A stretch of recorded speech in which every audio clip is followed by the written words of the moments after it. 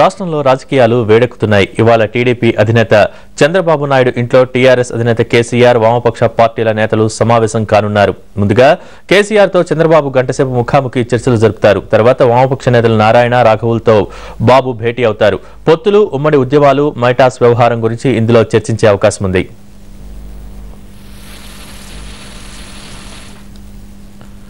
మహాకూటమి ఏర్పాట్లో భాగంగా ఈరోజు టీడీపీ, టీఆర్ఎస్, లెఫ్ట్ పార్టీలు భేటీ కానున్నాయి. చంద్రబాబు ఇంటి దగ్గర జరుగుతున్న ఈ భేటీపై విశేషాలు మా ప్రతినిధి ప్రసాదరావు లైవ్ లో అందిస్తారు. Over to Prasad.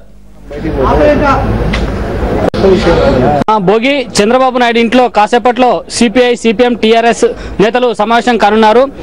రాబోయే రోజుల్లో ఎన్నికల్లో ఎలాంటి వ్యూహాన్ని అనుసరించాలనే దానిపైన చర్చించే అవకాశాలున్నాయి.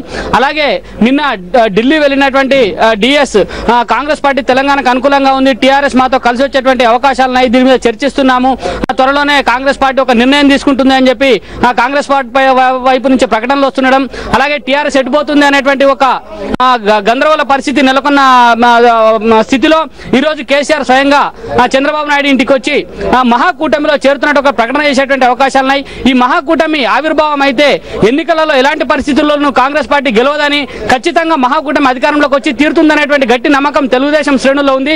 దీనిపై మరిన్ని వివరాలు అందించేందుకు మనతో తెలుగుదేశం పార్టీ అధికార ప్రతినిధి చంద్రశేఖర్ గారు ఉన్నారు. అలాగే మాజీ పోలీస్ అధికారి సీతారామరావు గారు కూడా ఉన్నారు. ఇక్కడ వీరిని మరిన్ని వివరాలు తెలుసుకున్నాం. చంద్రశేఖర్ గారు, చెప్పండి, ఈ రోజు జరుగుతున్నటువంటి సమావేశానికి ఎలాంటి ప్రాధాన్యత ఉంది? కేసీఆర్ మీతో కలిసి వస్తే ఏ రకమైనటువంటి ఫలితాలు ఉంటాయి? ఇవాళ ఈ జరగబోయే సమావేశానికి చాలా ప్రాముఖ్యత ఉంటుంది. ఎందుకొరకంటే ఎలక్షన్స్ దగ్గరకు వస్తున్నాయి. ఇంకా 2 నెలల తర్వాత ఎలక్షన్స్ వస్తాయి. ఈ సమయంలో అంటే కాంగ్రెస్ వ్యతిరేక ఓటు చీలకుండా తర్వాత మా మిత్రపక్షాల ఓట్లు కన్సల్ట్ చేసుకోవడానికి అవకాశం ఉంటుంది. డెఫినెట్గా మాకు ఈ పొత్తులు లాభం జరుగుతుంది. పొత్తుల వల్ల మేము, మాతో పాటు వచ్చే సిపిఐ కానీ, సిపిఎం కానీ, టీఆర్ఎస్ కానీ వాళ్ళు కూడా లాభపడతారు. మాకు రేపు రాబోయే కాలంలో కాంగ్రెస్ని, అవినీతి కాంగ్రెస్ గద్దె దించాలని అంటే తప్పకుండా మహాకూటమి ఏర్పడాలి. మహాకూటమి ఏర్పడితేనే ప్రజలకు మేలు జరుగుతుంది. ముఖ్యంగా మా పార్టీల కన్నా ఎక్కువ ఏంటంటే ప్రజలకు ఈరోజు ధన దోపిడీ, జల దోపిడీ, అన్ని విధాలుగా దోపిడీ గురవుతున్నారు ప్రజలు. వాళ్ళకి లాభం జరగడానికి ఈ మహాకూటమి ఏర్పాటు చేసుకుంటున్నాం మేము. ఈ మహాకూటమి ద్వారా తప్పకుండా కాంగ్రెస్ గుణపాఠం చెబుతాము. కాంగ్రెస్ వాళ్ళు ఇప్పటికే భయంలో పడ్డారు. ఈ మహాకూటమి ఏర్పడిందని చెప్పి కాంగ్రెస్ లో ఆందోళన ఒకటి వచ్చేసి వాళ్ళు ఎవరంతా వాళ్ళు భయపడము, ఢిల్లీకి పరిగెత్తడము, లేకపోతే ఇక్కడ స్టేట్మెంట్స్ ఇవ్వడము, లేకపోతే ఇక్కడ మా దగ్గర కలిసిన వాళ్ళని రమ్మని చెప్పి అనడము, లేకపోతే మాతో కలిస్తే ఎందుకు కలుస్తున్నామని చెప్పి క్వశ్చన్ చేయడము, ఇవన్నీ కాంగ్రెస్ ఒక ఆందోళనకరమైన పరిస్థితిలో ఉంది. ఈరోజు కాంగ్రెస్కి అర్థమైపోయింది వాళ్ళ అవినీతి మెయిన్ గా, తర్వాత అసమర్థత, తర్వాత అరాచకత్వ ప్రభుత్వం బయటకు వచ్చేసింది. ప్రజలు దాని వ్యతిరేకత ఉన్నారని చెప్పి ఆ భయంలో ఉన్నారు. కనుక డెఫినెట్ గా ఈ మహాకూటమి ద్వారా మేమందరం లాభపడతాం, ప్రజలు ముఖ్యంగా లాభపడతారు. సరే, ఈ ప్రభావం తెలంగాణలో రాష్ట్ర వ్యాప్తంగా ఎలా ఉంటుంది అనుకుంటున్నారు? మరి తెలుగుదేశం పార్టీలో సీట్లు కోల్పోయే వారి పరిస్థితి ఏ రకంగా ఉంటుంది?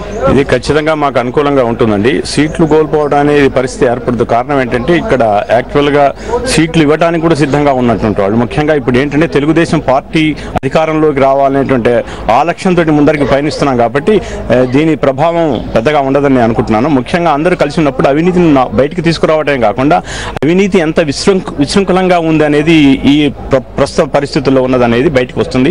అండ్ ప్రజలు కూడా దాన్ని గమనించారు. మొన్న జరిగినటువంటి విషయాల ద్వారా అన్ని బయటకు వస్తున్నాయి.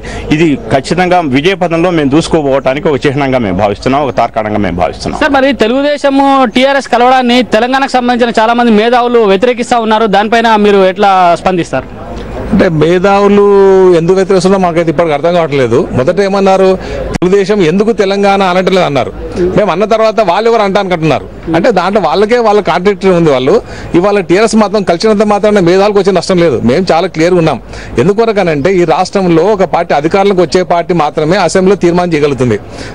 అధికారంలో రాని పార్టీ చేయలేదు. కనుక మేమేం చెప్పాము, రేపు మాకు అధికారం ప్రజలు కట్టబెడితే డెఫినెట్గా ఫస్ట్ అసెంబ్లీలోనే తెలంగాణ గురించి తీర్మానం చేస్తామని చెప్పని ఈ తీర్మానం ఢిల్లీకి పంపిస్తాం. అక్కడ కేంద్రంలో కూడా మేము ప్రయత్నం చేస్తాం, అక్కడ పోరాటం చేస్తాం తెలంగాణ ఇవ్వడానికని. కనుక ఈ రోజు మేధావులు కూడా వాళ్ళతో విజ్ఞప్తి చేస్తున్నాను, మీరు మీలో ఉన్న అనుమానాలు పక్క పెట్టండి. మేము మొదట అనలేదు కదా అని చెప్పి ఇప్పుడు ఉన్న కోపాలు కూడా పక్క పెట్టుకోండి. ఈ రోజు తెలుగుదేశం పార్టీ మొదటి నుంచి కూడా ఒక అభ్యుదయ భావాలతోని, ఒక మంచి డెవలప్మెంట్ తోని, ఒక మంచి విజన్ తోని స్టేట్ ను ముందు తీసుకెళ్లే ప్రయత్నం చేశాము. కనుక డెఫినెట్ గా ఈ రోజు తెలంగాణ అన్నామనంటే మేము అందరి మనోభావాలు కలిసి తీసుకున్న తర్వాతనే అనడానికి కొంత టైం పట్టింది. ఆయనంత మాత్రాన మేము తెలంగాణకు వ్యతిరేకమని కానీ ఎక్కడ మేము చెప్పలేదు మొదటి నుంచి కూడా. కనుక డెఫినెట్ గా మేము అనుకుంటున్నాం మేధావులు కూడా ఆలోచన చేసి తప్పకుండా మా టీఆర్ఎస్ కలయికని ప్రోత్సహిస్తారని చెప్పి, మాకు సహకరిస్తారని చెప్పి ఆశిస్తున్నాం. అంటే రాబోయే ఎన్నికలలో ఖచ్చితంగా తెలంగాణ అంశాన్ని ముందుకు తీసుకుపోతామని అసెంబ్లీ మొదటి సమావేశంలోనే తెలంగాణ బిల్లు పెట్టి అసెంబ్లీలో తీర్మానం చేస్తామని కూడా తెలుగుదేశం పార్టీ నాయకులు చెప్తున్నారు. అయితే ఇప్పుడే కేసీఆర్ తన ఇంటి నుంచి బయలుదేరి మార్తాండరావు ఇంట్లో సమావేశమైనట్టు తెలుస్తున్నది.